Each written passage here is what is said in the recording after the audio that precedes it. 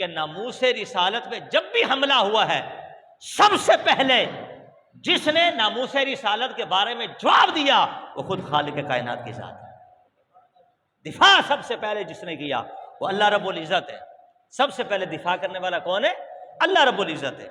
اب دیکھیں تفسیری نکتہ مفسرین نے فرمایا، اللہ رب العزت کو جلال آ گیا، جلال آ گیا کہ جب سرکار کو اس طرح کی بات کی گئی تو جلال آیا، اور جلال میں 3 باتیں ارشاد فرما دی۔ فرمایا ایک تو محمد عربی یہ تم میں سے بالغ مردوں کے باپ نہیں ہے، نمبر 2 یہ اللہ کے رسول ہیں، نمبر 3 یہ خاتم النبیین ہے۔ سبحان اللہ، کہیں خاتم النبیین۔ تو میرے رجالکم کا ترجمہ جو میں نے یہاں کیا ہے نا، بالغ مرد، مفسرین نے فرمایا کہ رجال میں نہ تو بچیاں آتی ہیں اور نہ ہی بالغ بچے آتے ہیں۔ تو محققین نے لکھا ہے کہ جو راجل کی جمع رجال، یا راجل کا اطلاق سلیم العقل اور صحیح الفطرت انسان پر ہوتا ہے۔ تو میں کہتا ہوں جب یہ راجل زندہ ہے تو جس راجل نے قبر میں آنا وہ کیسے نہ زندہ ہوگا؟ جب تیسرا سوال منکر نکیر پوچھیں گے قبر والے سے، ما کنت تقول فی حق ھذا الرجل، کہ بتا اس شخص کے بارے میں دنیا میں کیا کہا کرتا تھا، تو وہ کیا کہیں گے قبر والا؟ ہوا رسول اللہ، یہ تو اللہ کے رسول ہے۔ سبحان اللہ، یہ کون ہے؟ اللہ کے رسول ہے۔ قبر میں سرکار آئیں تو میں قدموں میں گروں، گھر فرشتے بے اٹھائیں تو میں ان سے یوں کہوں، اب پائے نار سے میں اے فرشتوں کیوں اٹھوں، مر مر کے پہنچا ہوں یہاں اس دل ربا کے واسطے۔ اللہ اکبر، میرے تو سب کچھ آپ ہی رحمت عالم، میں تو جی رہا ہوں زمانے میں آپ ہی کے لیے۔ تو راجل قبر کے اندر بھی حضور آئیں گے تو وہاں بھی سرکار کے لیے لفظ راجل بولا گیا۔ تو راجل اسے کہتے ہیں کہ جو سلیم العقل صحیح الفطرت ہو۔ پتہ چلا قبر میں مصطفیٰ آئیں گے تو اس سے مسئلہ یہ ثابت ہوا کہ سرکار قبر میں زندہ ہے۔ کہیں ذرا سبحان اللہ، سرکار قبر میں زندہ۔ حضرت مولا علی قاری نے 2 معنی لکھے ہے، فرمایا یا تو حجابت ہٹ جاتے ہیں امتی اور نبی کے مابین، اور سرکار کا رخ زیبا قبر میں امتی کو دکھایا جاتا ہے۔ دوسرا معنی یہ ہے کہ سرکار بنفس نفیس اپنے روزے سے اٹھ کر امتی کی قبر میں تشریف لے آتے ہیں۔ یہ بھی معنی اس کا لکھا ہے۔ اب یہ کیسے ہو سکتا ہے؟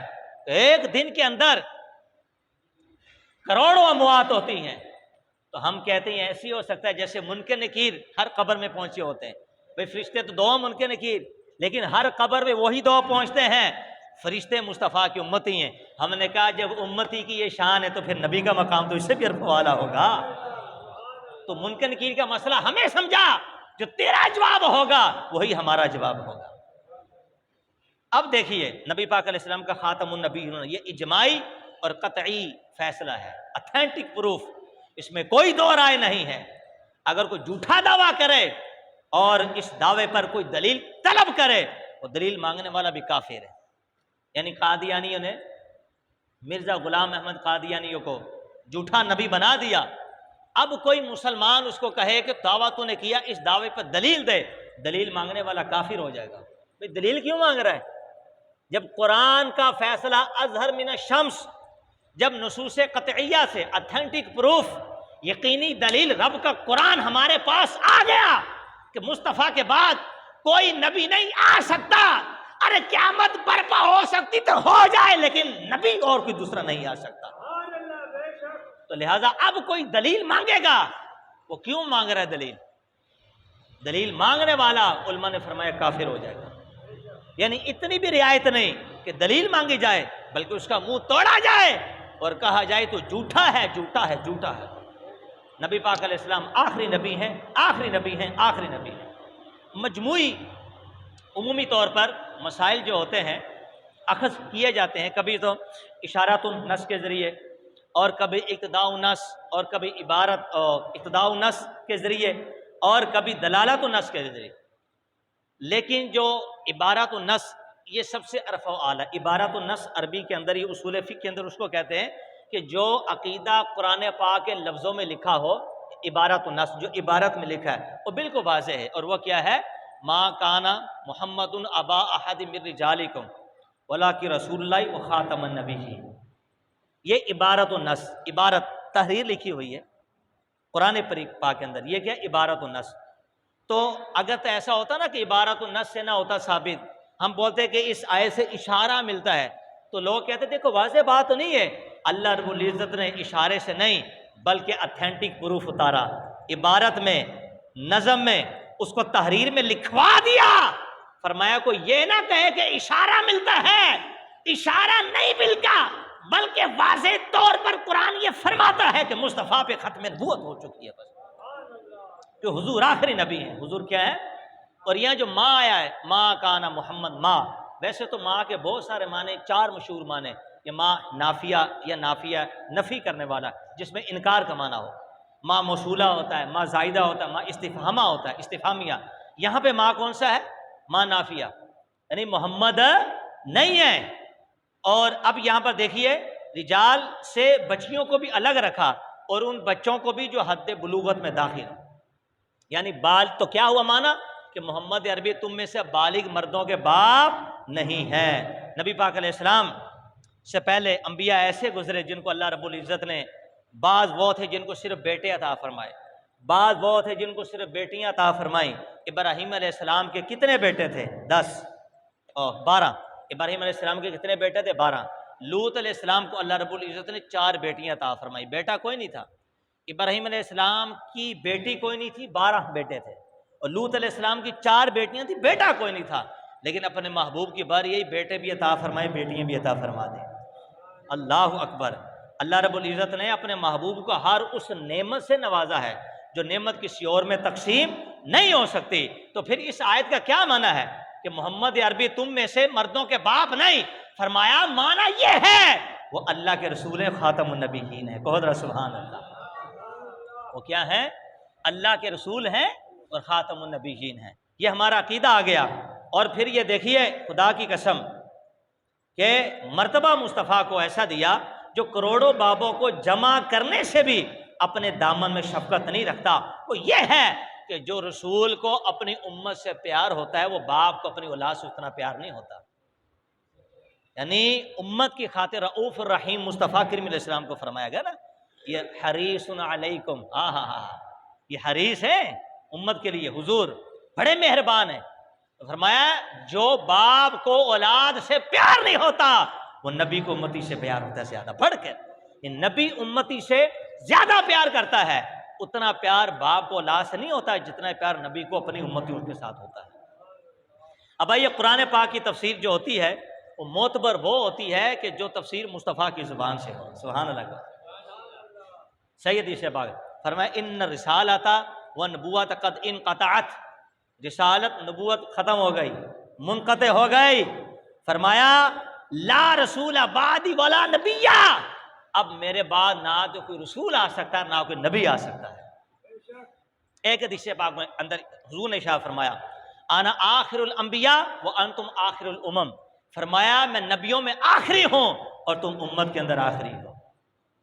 اور ترمذی کی حدیث پاک ہے، نبی پاک علیہ السلام نے ارشاد فرمایا فضلت علی الانبیاء بست، مجھے انبیاء پہ 6 وجہ سے فضیلت عطا فرمائے گی۔ یہ کلمہ حصر نہیں ہے، یعنی اس کا مطلب یہ نہیں کہ جو 6 چیزیں میں بیان کروں گا ان 6 چیزوں کی وجہ سے ہی حضور افضل ہیں، اور بھی بہت ساری چیزیں ہیں۔ یہ کلمہ حصر نہیں، حصر کا مطلب یہ ہوتا ہے جیسے ایاک نعبد، ہم تیری ہی عبادت کرتے ہیں، معنی کیا نکلا؟ ہم کسی اور کو پوجتے نہیں، کیونکہ اللہ کے علاوہ کسی اور کو کوئی پوجے گا تو کافر ہو جائے گا، مشرک ہوگا۔ تو وہ ہے کلمہ حصر۔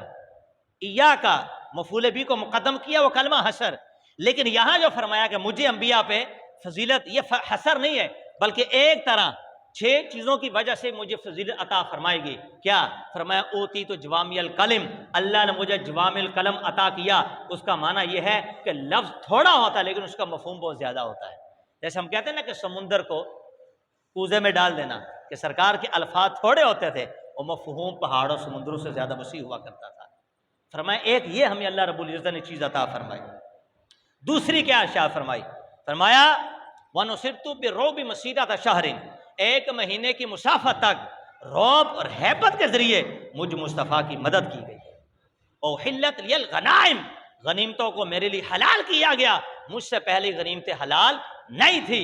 احلت لی الارض مسجدا وطہورا، مجھ مصطفیٰ کے لیے ساری زمین کو پاک کر دیا، ہر زمین کو مسجد بنا دیا، جو جہاں چاہے مسجد بنا سکتا ہے. پہلے نبیوں کے لیے عبادت کرنے کے لیے مخصوص جگہ تھی کہ اسی جگہ عبادت کر سکتے تھے، اس سے ہٹ کے نہیں کر سکتے تھے. فرمایا میری شان یہ ہے کہ ساری زمین کو میرے لیے پاک بھی کر دیا، مسجد بنا دیا، کوئی جگہ خاص نہیں، جو جہاں چاہے نماز پڑھنا چاہے وہ جگہ اللہ اس کے لیے پاک فرما دیتا ہے، جبکہ بظاہر وہ پاکیزہ بھی ہو، یعنی بظاہر کوئی نجاست، کوئی ناپاکی اس کے اوپر نہ گری ہوئی ہو. اور پھر فرمایا پانچویں وَأُرْسِلْتُ إِلَى الْخَلْقِ كَافَةً، میں ساری مخلوق کی طرف رسول بنا کر بھیجا گیا ہوں. اور چھٹی بات وَخُتِمَ بِالنَّبِيُّونَ، فرمایا تمام نبیوں کی آمد کا سلسلہ مجھ مصطفیٰ پہ ختم ہو چکا، میں آخری نبی ہوں. اونچی بات سے کہو ذرا سبحان اللہ. کیا میں کون ہوں؟ آخری بولو میں کون ہوں؟ حضور کا فرمان میں کون ہوں؟ انا خاتم النبیین. اس کو تو یاد کرو، انا خاتم النبیین، میں آخری نبی ہوں، میں آخری نبی ہوں، میں آخری نبی ہوں. یہ حضور علیہ السلام کا فرمان. اب آؤ ایک جھلک فتاوی رضویہ شریف کی طرف لیتے ہیں. سرکار اعلیٰ حضرت نے نبی پاک علیہ السلام کی عقیدہ ختم نبوت کے بارے میں جو بہت پیاری چیز اس امت کو عطا کی وہ کیا ہے؟ بڑے غور سے مسئلہ بڑا نازک چھیڑا ہے، سمجھاؤں گا میں، پلاؤں گا میں. جو اکابرین اہل سنت نے، جو محققین اہل سنت نے جس مسئلے کو ہمارے سامنے ازر من الشمس کر کے بیان کیا، انشاءاللہ میں آسان کر کے اپنی زبان میں آپ کو بتاؤں گا. آج تھوڑا ٹائم اوپر چلا جائے تو ہو جائے، لیکن انشاءاللہ عقیدہ ختم نبوت کے حوالے سے آج اپنے دل میں وسعت پیدا کر کے، اپنے ذہن کی تنگی کو دور کر کے، اور یہ عقیدہ لے کر جائیں گے کہ آخری نبی کون ہے؟ محمد عربی مصطفیٰ ہے. تو پھر باواز بلند کہو ذرا تاجدار ختم نبوت، تاجدار ختم نبوت زندہ باد، زندہ باد. اعلیٰ حضرت نے کمال کر دیا. صفحہ نمبر 338 کے اندر فتاوی رضویہ ایک جامع بحث کی. اعلیٰ حضرت کا خصوصی دسترخوان علم تھا. فرمایا خاتم النبیین کا یہ تقاضا ہے کہ ہمارے آقا نے جب سے اعلان نبوت فرمایا، جب سے اعلان نبوت فرمایا، اس وقت سے ہمیشہ ہمارا یہ عقیدہ کیا ہے، یعنی جب سے سرکار نے اعلان نبوت فرمایا اس وقت سے. یہ نہیں کوئی یوں کہے کہ جب سرکار کا وصال ہو گیا تو سرکار کے وصال فرمانے کے بعد اگر کوئی نبوت کا دعویٰ کرے تو وہ کافر ہے. فرمایا نہیں، بلکہ جب سے بعثت ہوئی، بعثت کا معنی ہوتا ہے کہ اعلان نبوت فرمانا، جب سے سرکار نے اعلان نبوت فرما دیا اس وقت سے لے کر پھر کوئی اگر کہے گا نبوت کا دعویٰ کرے گا، ایسا دعویٰ کرنے والا کیا ہے؟ پکا کافر. اونچا بولو کیا ہے؟ پکا.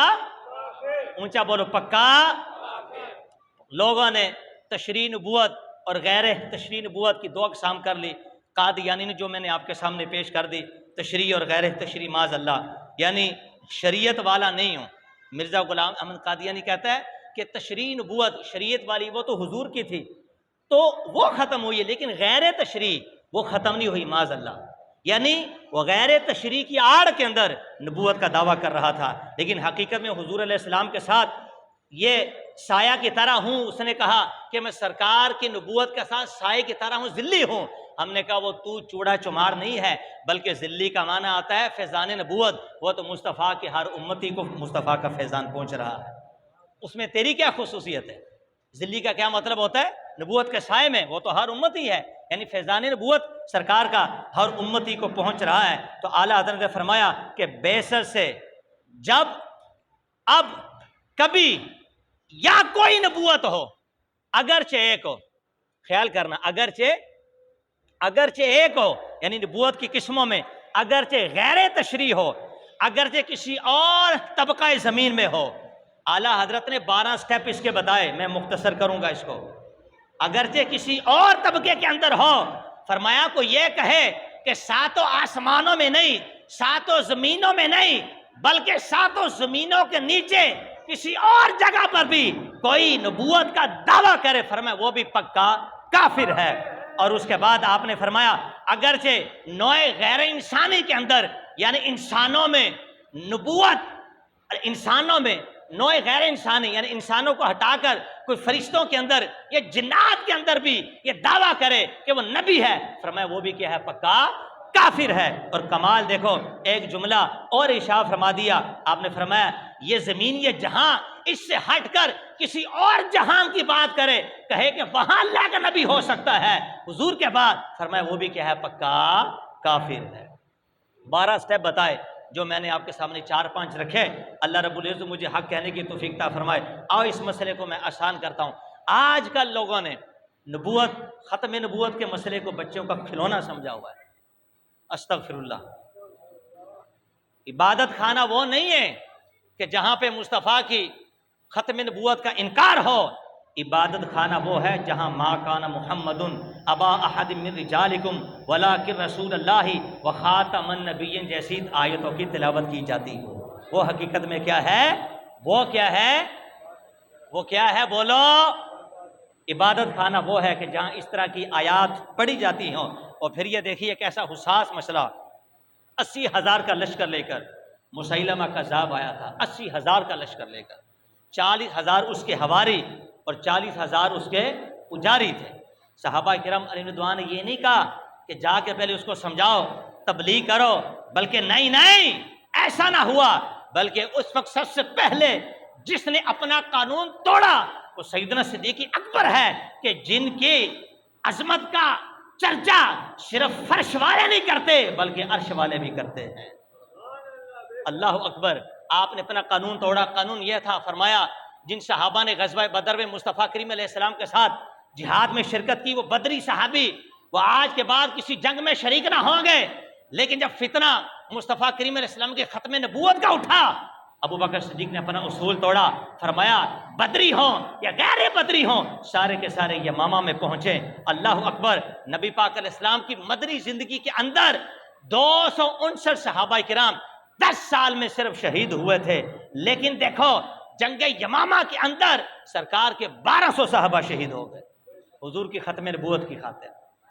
یعنی سرکار کی 10 سالہ زندگی مدنی کے اندر صرف کتنے 259 صحابہ شہید ہوئے، اور یہاں جنگ یمامہ میں نبی پاک علیہ السلام کی ختم نبوت کی خاطر 1200 صحابہ شہید ہو گئے، اور وہاں جنگ بدر میں 14 صحابہ شہید ہوئے تھے، اور یہاں جنگ یمامہ میں 11 بدری صحابہ شہید ہو گئے، جن کو ابو بکر صدیق کسی جنگ میں نہ بیچتے تھے، وہ یہاں آ کے شہید ہوئے۔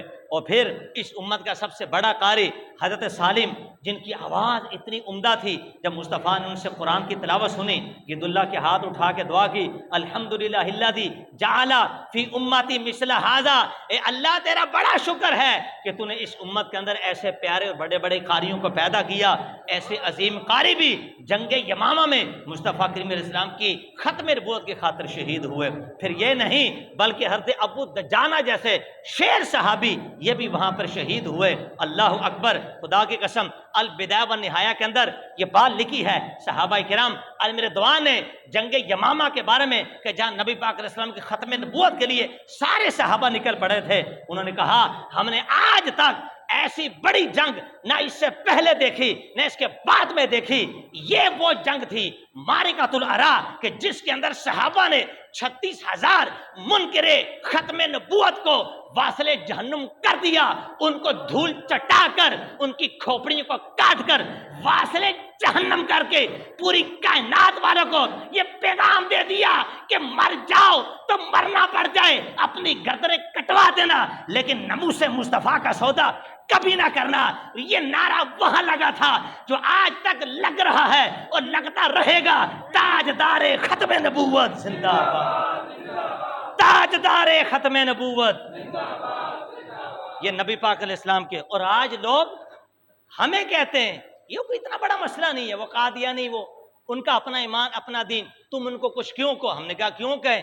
کیونکہ عام مسئلہ ہوتا تو صحابہ نکلتے، ابو بکر صدیق اپنا قانون توڑتے، 1200 صحابہ شہید ہوئے اس کی خاطر۔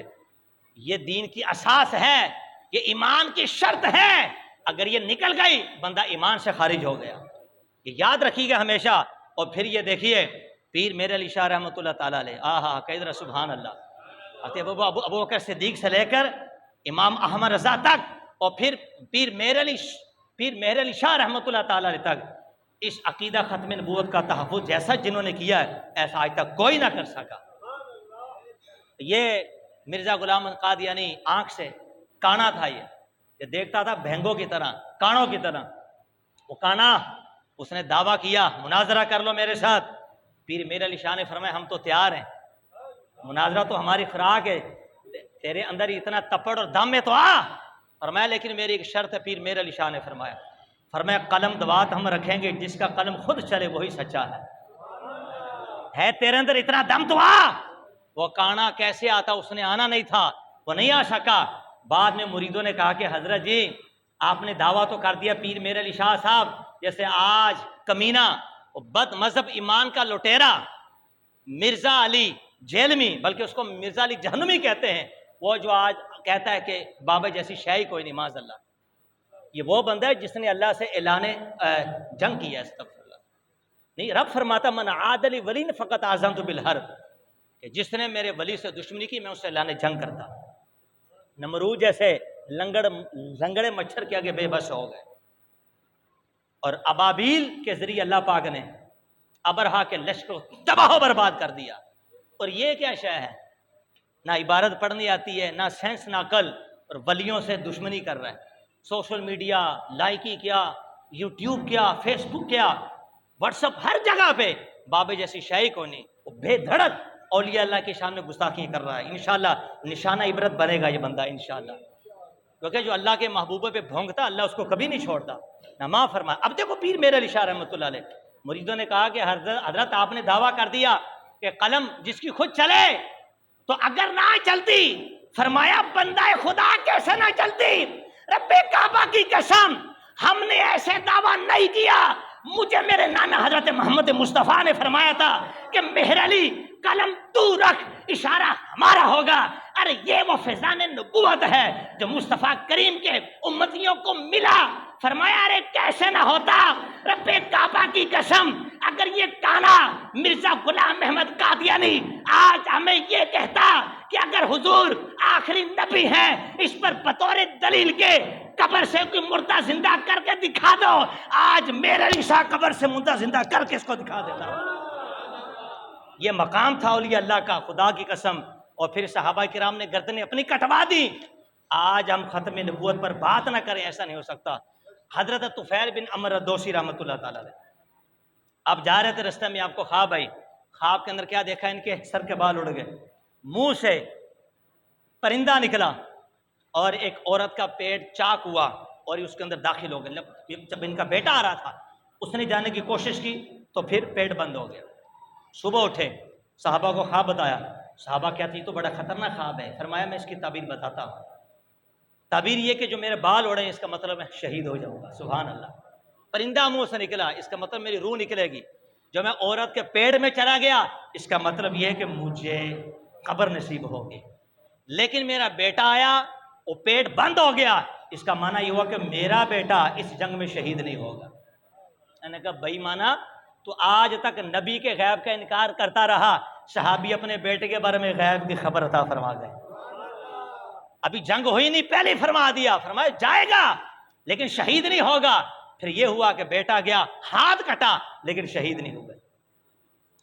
اور پھر بعد میں عمر بن خطاب نے صحابہ کی دعوت کی تو ان کا جو شہزادہ تھا عمر بن طفیل، وہ بھی گئے تو کٹے ہوئے ہاتھ کے اوپر کپڑا باندھا، شرم کے مارے ایک طرف جا کے بیٹھ گئے.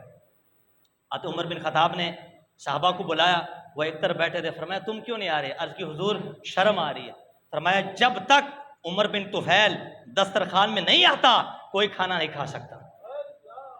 فرمایا ان کو بلا کے عمر بن طفیل اپنا کٹا ہوا ہاتھ ڈال کھانے میں، تاکہ قیامت تک کے لیے سب کو پتہ چل جائے اور میسج پہنچ جائے کہ جو ختم نبوت کے لیے اپنے ہاتھ کو کٹاتے ہیں عمر بن خطاب ان کو کتنی عزتوں سے نوازتا ہے. ان کو بٹھا کر سب کے سامنے کھانا کھلایا. اور یہ حضور نے پہلی غیب کی خبر دی، سیکون فی امتی ثلاثون کذابون کلہم یزعم انہم نبیون. فرمایا 30 جھوٹے کذاب دجال آئیں گے جو نبوت کا دعویٰ کریں گے، ان میں سے ہر کوئی یہ کہے گا کہ میں نبی ہوں، میں نبی ہوں. یہ سرکار نے پہلی سے غیب کی خبریں عطا فرما دی. آؤ جو آیت پڑھ رہا تھا اس کے اختتام کی طرف جاؤں. جو نقطہ میں نے شروع کیا تھا ما کان محمد ان سے، نبی پاک علیہ السلام کے بیٹوں کو اللہ نے جوان نہیں ہونے دیا. نقطہ ہے ذہن میں؟ بچپن میں ابراہیم 1 سال کے انتقال کر گئے، جوان نہیں ہونے دیا۔ اس میں مفسرین نے بہت ساری باتیں کی، 2 باتیں جو قابل ذکر وہ یہ ہیں، فرمایا جوان ہوتے تو پھر 2 باتیں ہوتی، یا ان کو نبوت ملتی یا ان کو نبوت نہ ملتی۔ اگر نبوت ملتی تو نبی پاک علیہ السلام کے خاتم النبیین ہونے کا مسئلہ یہ ختم نہ ہوتا، بلکہ یہ ختم نبوت کا تاج آگے چلا جاتا۔ فرمایا اس لیے وہ نہ بڑے ہوئے اور نہ ان کو نبوت ملی۔ سمجھ گئے مسئلہ؟ دوسری طرف آئیے، اگر بڑے ہوتے اور نبوت نہ ملتی تو یہ شان میں کمی آتی۔ کیوں؟ اس لیے کہ اور نبیوں کے بچے بڑے ہوئے تو ان کو اللہ رب العزت نے نبوت عطا فرمائی تھی، یعنی اور نبیوں کے بچے بڑے ہوں ان کو نبوت ملے، اور اپنے حبیب کی اولاد جوان ہو ان کو نبوت نہ ملے۔ فرمایا یہ شان میں کمی ہے۔ اس کا مطلب یہ نکلا کہ میرے نبی کے بعد کوئی نبی نہیں بن سکتا اگر وہ میرے نبی کا بیٹا ہی کیوں نہ ہو، اگرچہ میرے نبی کا بیٹا ہی کیوں نہ ہو۔ نبی پاک علیہ السلام کے حضرت ابراہیم کا انتقال ہو گیا، سرکار کی آنکھوں سے آنسو۔ عبد الرحمن بن عوف نبی پاک علیہ السلام کی بارگاہ میں حاضر ہوئے، عرض کہ یا رسول اللہ آپ نے ہمیں منع فرمایا کہ جب میت ہو جائے، جب کسی کا انتقال ہو جائے رونا نہیں چاہیے۔ اے عاشقان مصطفیٰ ایک لفظ دوں گا، جملہ تم نے پکڑنا ہے، عقیدہ اپنا واضح کرنا ہے۔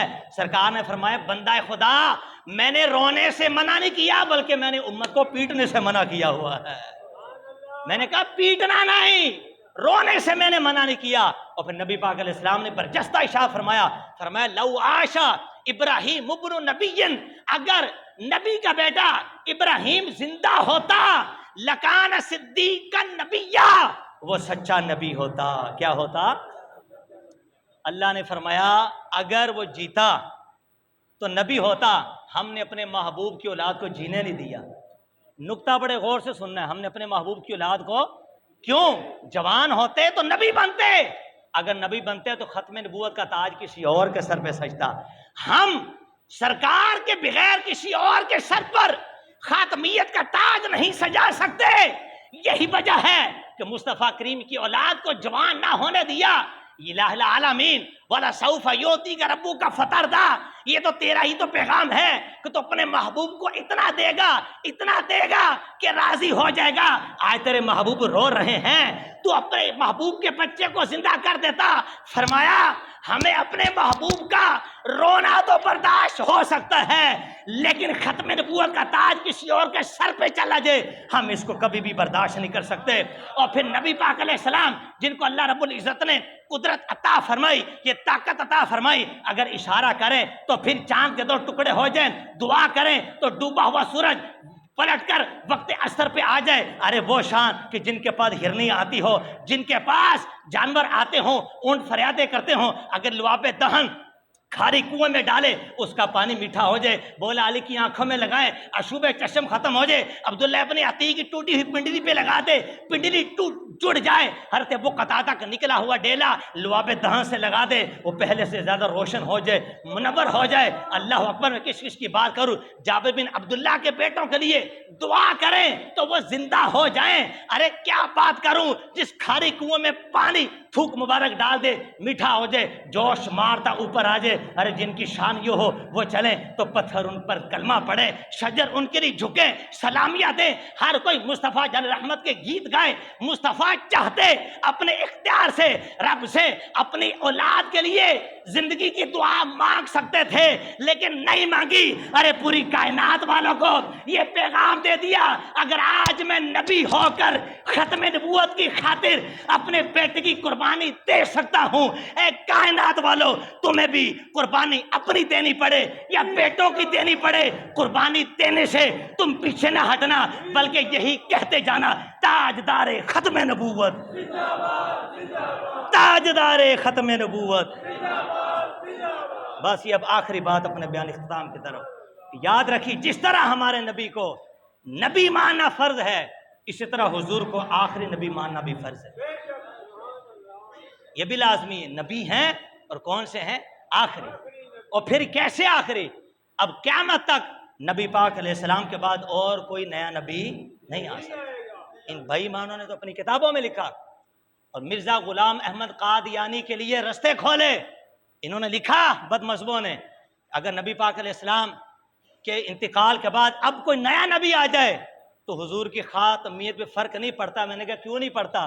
رب فرماتا ہے ہم نیا نبی پیدا نہیں کر سکتے، حضور آخری نبی ہیں، اور تو کہتا پیدا ہو سکتا ہے؟ یہی لکھا اعلیٰ حضرت نے. اگر یہ بولے کہ واقع نہ ہو نیا نبی لیکن ممکن ہو، یعنی شبہ بھی کرے کہ ممکن ہے ہو جائے، فرمایا وہ بھی کافر ہے، اس لیے کہ قرآن کی شرعی آیت کا اس نے انکار کر دیا. اور پھر جو اعلیٰ حضرت نے، بس یہ آخری جملہ، ٹائم آپ کا زیادہ لے گیا، آخری جملہ اعلیٰ حضرت نے لکھا فتاوی رضویہ میں کہ حضور فرماتے ہیں، حضور اپنے آخری نبی ہونے پر کیا خوبصورت جملہ ارشاد فرمایا. حضور فرماتے ہیں کہ مٹی کے ذرات کی تعداد کے مطابق میں گواہی دیتا ہوں کہ میرے بعد کوئی نبی نہیں ہے. یعنی جتنے مٹی کے ذرے ہیں. اعلیٰ حضرت نے عرض کیا یا رسول اللہ، محمد رسول اللہ کی بارگاہ عالم پناہ کا ادنا کتا احمد رضا عرض کرتا ہے. سبحان اللہ کو حضرت. یہ دیکھو آج سے محمد رسول اللہ کی بارگاہ عالم پناہ کا ادنا کتا عرض کرتا ہے کہ یا رسول اللہ، آپ کی بارگاہ کا ادنا کتا احمد رضا یہ کہتا ہے حضور دنیا کے اندر جتنی ریت ہے اس ریت کے ذروں کی تعداد کے مطابق میں کہتا ہوں یا رسول اللہ، آسمان کے جتنے تارے ہیں ان تاروں کی تعداد کے مطابق احمد رضا گواہی دیتا ہے. یا رسول اللہ، زمین و آسمان کے اندر جتنے فرشتے ہیں ان فرشتوں کی تعداد کے مطابق احمد رضا یہ گواہی دیتا ہے. یا رسول اللہ، جن فرشتوں نے رب کے عرش کو اٹھایا ہوا ہے ان کی تعداد کے مطابق میں گواہی دیتا ہوں، بلکہ میں نہیں، یا رسول اللہ آپ کا خالق و مالک اور میرا اللہ رب العزت بھی یہ گواہی دیتا ہے کہ حضور آپ آخری نبی ہیں، آپ کے بعد اور کوئی دوسرا نیا نبی آنے والا نہیں ہے. اعلیٰ حضرت نے کتنی خوبصورت بات کر دی، خدا کی قسم. اور پھر کیوں نہ ہو، سبحان اللہ، خود ہی تو کہتے ہیں یہی کہتی ہے بلبل باغ جنا، ہائے ہائے، یعنی جنت کی بلبل یہی کہتی ہے بلبل باغ جنا کہ رضا کی طرح کوئی سحر بیاں نہیں، ہند میں واصف شاہ خدا مجھے شوق ہی طب رضا کی قسم. یہ مختصر سا میں نے بیان عقیدہ ختم نبوت کے حوالے سے آپ کے سامنے عرض کیا. خدا را اپنی حفاظت فرمائیں اپنے بچوں کی. آج دنیا میں اگر کوئی سب سے بڑی اور اہم چیز ہے تو وہ کیا ہے؟ عقیدہ. عقیدہ بچ گیا، عمل اللہ کی بارگاہ میں قبول ہے. عقیدہ 2 نمبر والا ہو گیا، چاہے صحابہ کے بارے میں ہو، اہل بیت کے بارے میں ہو، انبیاء کے بارے میں ہو، اللہ رب العزت کی ذات کے بارے میں، حضور علیہ السلام کے بارے میں، کبھی بھی اس کا ایمان کبھی کامل نہیں ہو سکتا. اللہ تعالی ہمیں سواد اعظم میں رکھے، صراط مستقیم کے اوپر اللہ ہمیں چلائے. آمین بجاہ نبی الامین صلی اللہ تعالی علیہ وآلہ وسلم.